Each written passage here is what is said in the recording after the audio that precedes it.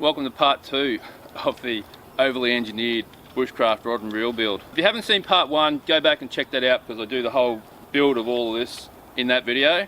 What this video is going to be is resolving the issues that I discovered when I was doing that first video. The issues all revolve around this reel. It's too narrow, the line spirals off it, it puts a twist into the line as you're reeling it in. I'm going to pull all this apart and I'm going to make a new reel, new handle, new everything on here. Let's get into it. I'm just going to go for it and we'll see what happens. After all that, definitely not round, and I think I'm going to have that same issue all the way down. I'm going to go in search of another piece. Cockatoos are laughing at me.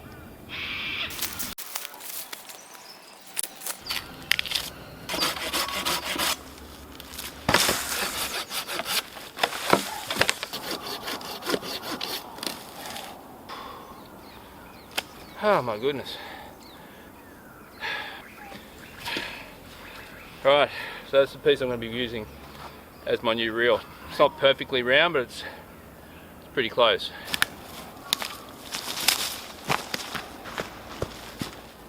Almost forgot the rod.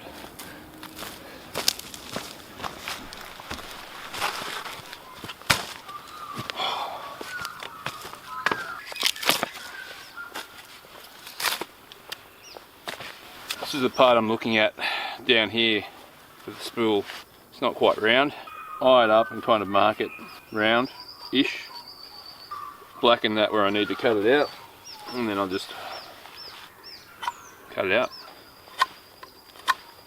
You got a better view than I've got, so how's it looking? Is it getting round or what? I've already got some cracks appearing out of that heartwood. Radiating out. You won't be able to see them, but trust me, there's some little cracks appearing. We'll see if they cause an issue.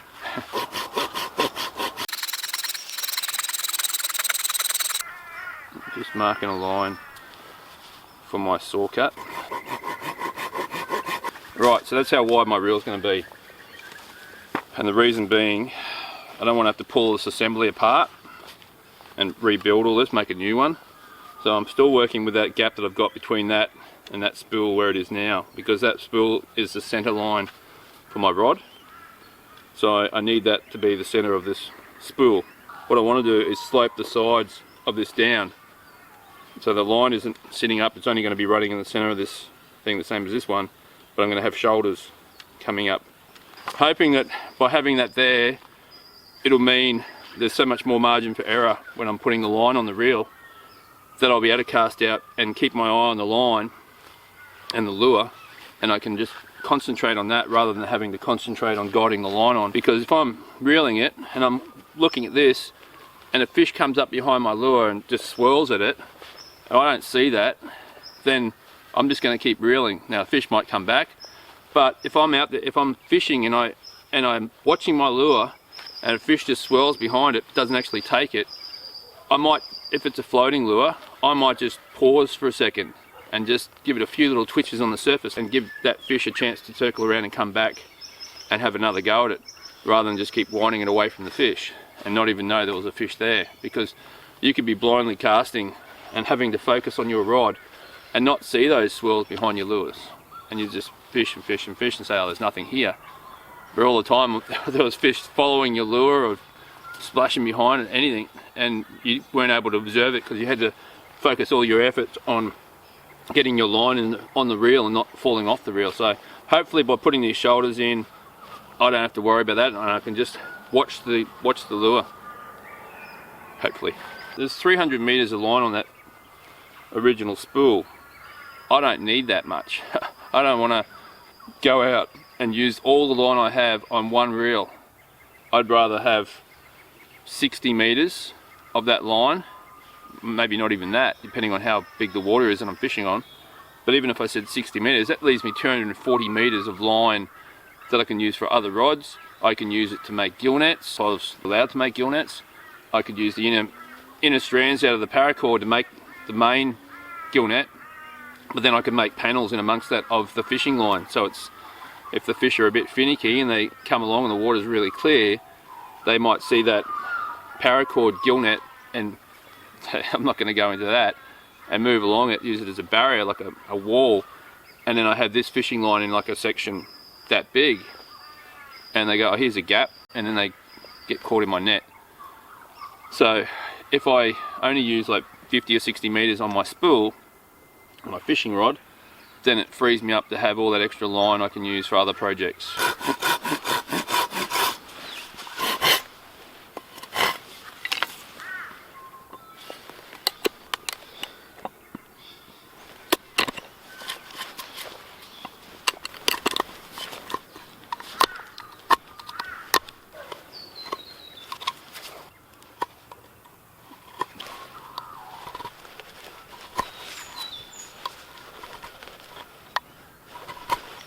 I've got that side shaped in all the way around. If you're going to do this, or if you're going to make a hand line, which I've said in the previous video would be a better option, rather than spend all the time making this rod, you could just make a hand line like I'm making here. But hot tip for you, if you're doing that or doing this, I made this piece longer so I could hold on to it, and that's great, works really well. However, it's a lot easier to try to carve that side like that round, but trying to hang on to it, it's just cumbersome. Like that side is easy, you can just get through there and push it through with your thumb, but this side is more, yeah, you can do it. Here I've got my fingers are all out of the way, but doing it like this, if it slips off, I'm going to have cut. I've got enough scars on my hands already. I don't need to do things to make more. So I'm trying to cut it that way, so I don't have my fingers in the line of fire. But it's just difficult trying to hang on to it while I'm carving around that side. Like I can do it, but I'm just saying, you know, this video is also about helping you not make the same mistakes I make. If you're making something like this, or if you're making a hand line out in the bush, then first thing is, if it's a hand line, then make it as big as you can, because the bigger it is, every turn of your hand you get so much more line on it. The smaller it is, you've got to do about 3 turns to get the same amount of line as if you've got a bigger spool.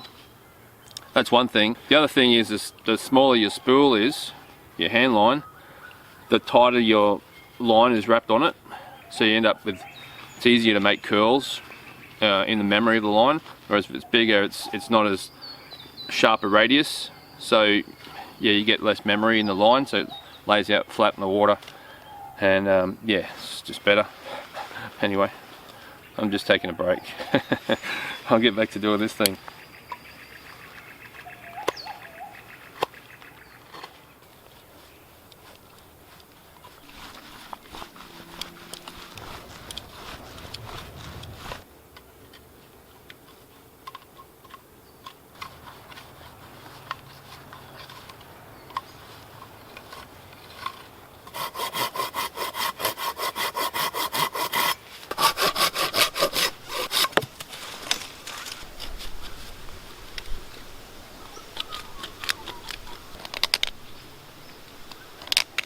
Got the hole through for the spindle, another hole for my handle. I was worried about breaking out of this, so I've actually put it too far in, so it's about that much wall thickness. I could have gone a little bit further to the outside.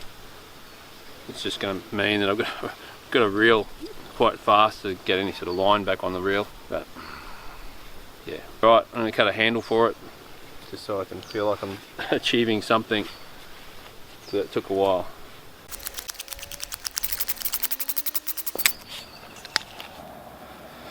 So I might need it tighter than that, because it's pretty loose now after all that.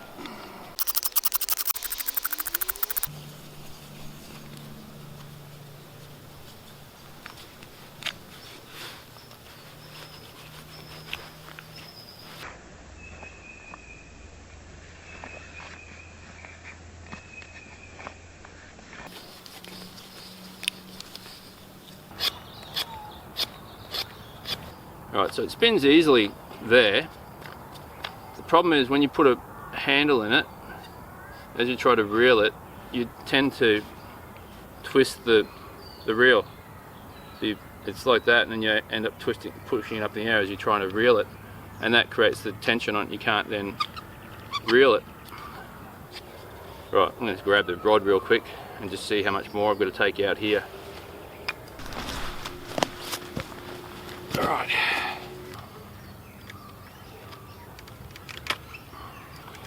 So cast from that position, reel from that position.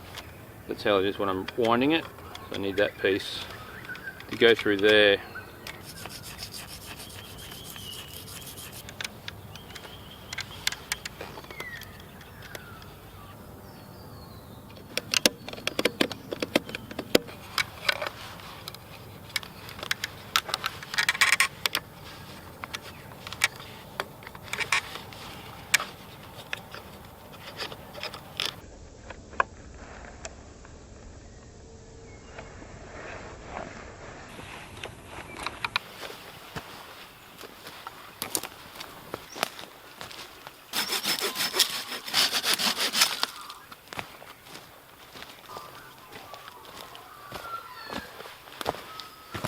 Alright, so there's a problem with this spool. There's a tendency for this handle to protrude through the other side as you're winding it, it's going through, which then impacts with the assembly and would stop your reel from actually being able to turn. Now you could mitigate that by just simply pinching the handle up right up against the spool, so then it can't go through, so you can, can't get through there because I'm holding it there. But if your fingers are anywhere slightly away from that, it's going to come through, and even a couple of millimeters through, it's going to then start to impact with the rest of the assembly and prevent you from winding your reel. So after all the work of doing that, it's binned. I went out and got a couple of other pieces. I'm just going to make it so my handle goes in one side, you pull it out, turn the reel around, and then push it back in again. So my handle doesn't just push all the way through it out the other side.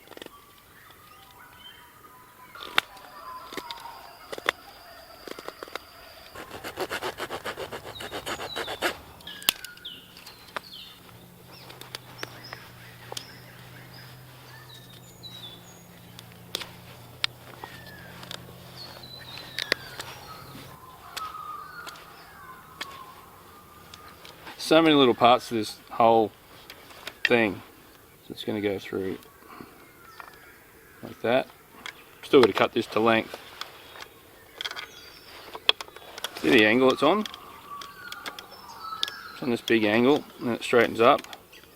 Because what happens is it leans over. This comes up with that, and it kicks back in.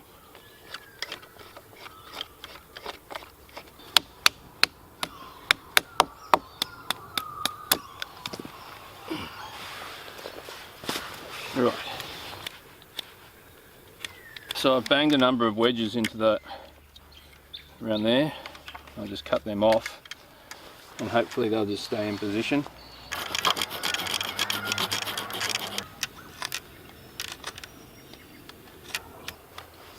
Right, so I've cut that little grooves around it.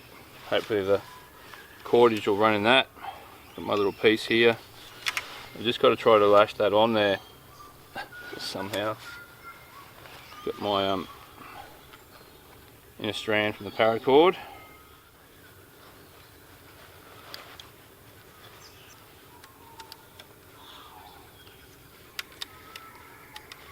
The only thing left to do is cut this down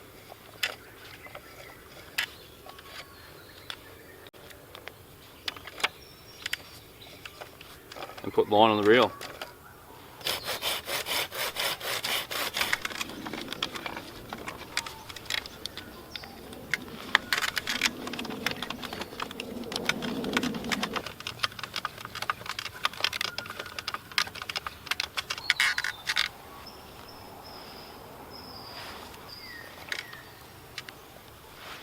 I can take my handle out, I can put my line across the hole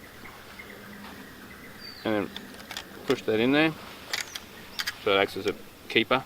If I had a bit of paracord here, which I don't, I could just put a loop of paracord here somewhere so I can slide it down over here when I'm not using it.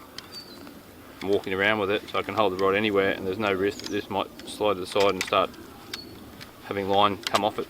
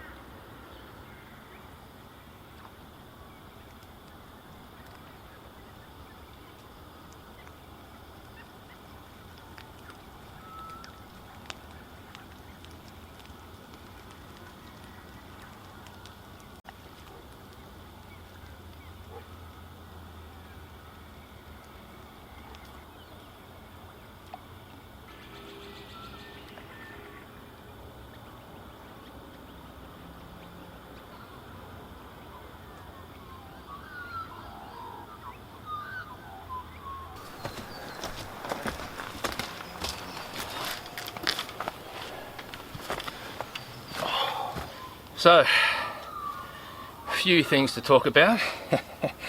Firstly, I didn't talk about it in the video, but I knocked this reel together. Originally, I planned to make it so it was just going to be the spool, you could use it both sides.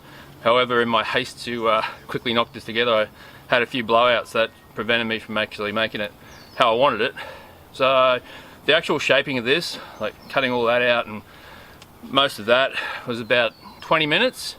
And then I probably would have spent another hour playing around with it and getting it right. So all up, hour and a half, even if you said 2 hours to make this reel, as opposed to days and days and days. And that's one of the issues you have with it. If you pick it up the wrong way, your spool drops off. All right. So yeah, that's a slight problem. Quite a number of issues to talk about with this reel. Could I improve on it and make it better? Absolutely. And you could work away on this thing and you could improve it, get it smoother, tweak out the problems, but that's all time. And the time versus benefits, I don't know if it's there. In certain situations it would be. If you had an embankment or somewhere where you couldn't actually cast your hand line, then this would be good. Or if you needed to lift the fish up, like if it was a big rock face or something like that, and you couldn't drag the fish up on shore, you had to actually lift it up to avoid all that snags or whatever it is, this would be good. But problems with it are, this handle, it's too tight, so as you're trying to reel the line, your hand's having to constantly twist on that. If you do that for hours, you'd definitely get blisters off that. So you'd have to shape that so it could actually spin. And the whole reel, it didn't rotate that well on that shaft, on that spindle. So I actually took it off and wet my hands on the dew and put that on that spindle, and it worked a lot better. So it just tells me if I had to smooth things out more, that'd work better. But turning it around how I wanted to, the other side was pretty much unusable. Like I was trying to reel, it was just taking so long. I could have if I wanted to, but to be casting lures and be able to reel them back in quickly and cast again, yeah, that other side I just couldn't do that. I actually changed back over so I could get my line back in on this side that works well. Casting distance, I mean that could be improved. Sorry, the kookaburras are going off. It's that time of the morning. But yeah, casting distance could be improved just through practice. The first time I cast it, I actually had an issue with that spool flying off, and that's just down to casting technique. After that, I held on to the back of it as I'd cast, and that prevented it. But it's sort of restricted my ability to cast well. But yeah, again, you'd improve, you get better at that with practice. But this thing, I just picked it up and straight away I could cast, and I could cast and retrieve this probably 4 times in the time it would take me to cast and retrieve that one once. So if you're casting lures, I could cover so much more ground with this than I could with that one. And as you saw when I walked back up to the shoulder here, you can tuck this in your pocket, chuck it in your pack, whatever. It's not this big cumbersome thing that you've got to occupy one of your hands with while you're walking through the bush. So if I've got this in my pack, frees my hands up to do other things, whether it's climbing or whether it's picking things up or gathering firewood on my way back to the camp, I could, yeah, if I've got that, I can still sort of carry firewood, but it's going to be awkward. But yeah, so I just wanted to show you that if I was doing it for real out there, I'd probably look at making this slower. So I'd spend maybe 4 hours making this instead of 1.5, and so I wouldn't have those blowouts. I wouldn't be smashing around real quickly to cause that to happen. And then you could have the reel so you could cast it from both sides and just have to retrieve differently depending on what side. But that takes out the chance that you're going to have curls or twists coming into your line. Because each time you cast out, you get a spiral and you reel it straight back in, and that spiral stays in the memory or stays on your line. Cast out again, put more spirals in, and you just continually do it. If you don't have a swivel attached to your terminal tackle, yeah, it's going to build up in the line. You're going to get more and more twists in it, which is what the idea with that reversible reel was, that by alternating it from side to side, you wouldn't have those twists developing in the line. Yeah, the amount of work involved in doing that as opposed to this, yeah, again, it'd really depend on the location you're in. If you've just got this big beach area and you've got no trees around you and you can get a good cast in, then I'd definitely go with this. And even in a boat, if you make a boat, you could have 2 or 3 of these made up. You could have one with a lure on it, you could have another one with baits. So while you're paddling to a fishing location, you could have one out trolling, and then when you get there you could quickly put out a bait, and you wouldn't have to spend time changing over and wasting your line to change over from a lure to a hook, to a baited hook, and back to a lure. You're not wasting a lot of line, but you are wasting line.